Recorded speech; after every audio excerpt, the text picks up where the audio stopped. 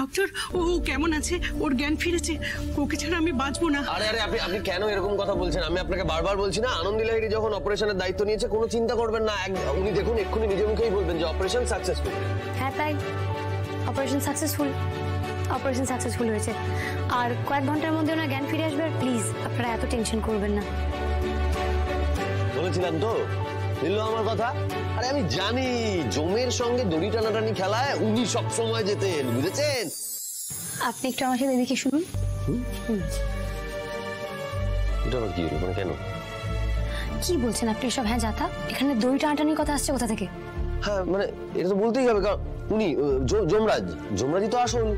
উনি প্রাণ নেন আর আপনারা প্রাণ বাঁচান। বেশ ঠিক আছে, আমি দড়ির কথা বলছি না, আমি বরং গোল বলি।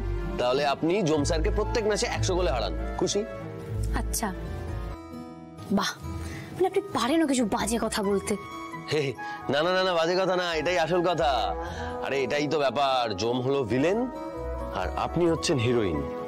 এই কথাটা বলেই কিন্তু পেশেন্ট পার্টিকে সান্ত্বনা দিতে হয়, বুঝতে পারছেন তো? আর আরেকটা কথা, আপনি সব ব্যাপারে আমি যাই বলছি তাতেই আপনি রেগে যাচ্ছেন কেন বলুন তো? না মানে এটা কিন্তু ফেয়ার ডিল হলো না পেজিং ডক্টর লাহিড়ী। আপনি জানেন, আপনি না মানে একটা ওই ইয়ে মানে কি? জ্ঞান পাপি। চাপ বাবা, আমি একটু টুইস্ট করে আপনার প্রশংসাই করলাম, সেটাও পছন্দ হলো না আপনার। মানে যাই বলি তাতেই আপনার রাগ। আচ্ছা ডক্টর লাহিড়ী, ছোটবেলায় কি কেউ আপনার মুখে এক ফোঁটাও মধু দেন?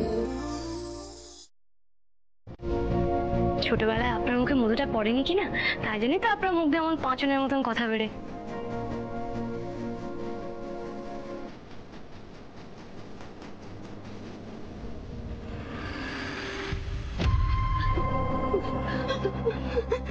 এটা কোথায়? ফাইলে যেটা লেখা আছে এটা কোথায়? কত দূরে?